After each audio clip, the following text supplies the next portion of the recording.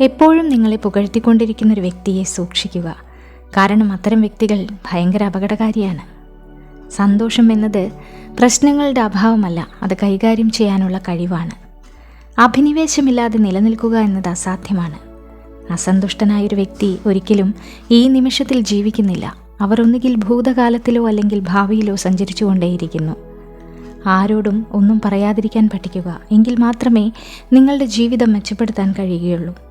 നിങ്ങളെപ്പോൾ വേദനിപ്പിച്ചുകൊണ്ടിരിക്കുന്ന ആളുകളോടുള്ള ഏറ്റവും നല്ല പ്രതികാരം നിങ്ങളുടെ പുഞ്ചിരിയുടെയും കണ്ണുനീരിൻ്റെയും പിന്നിലെ കാരണം അവരല്ല എന്ന് തെളിയിക്കുക എന്നതാണ്.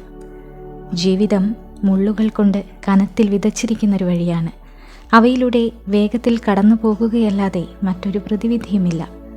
നമ്മുടെ ദൗർഭാഗ്യങ്ങളിൽ നാം എത്ര നേരം ജീവിക്കുന്നുവോ അത്രത്തോളം നമ്മെ ദ്രോഹിക്കാനുള്ള അവയുടെ ശക്തിയും വർദ്ധിക്കുന്നു. അനുഭവങ്ങൾക്കായി പണം ചെലവഴിക്കുന്ന ആളുകൾ വസ്തുക്കൾക്കായി പണം ചെലവഴിക്കുന്നവരെക്കാൾ സന്തുഷ്ടരായി കാണപ്പെടുന്നു.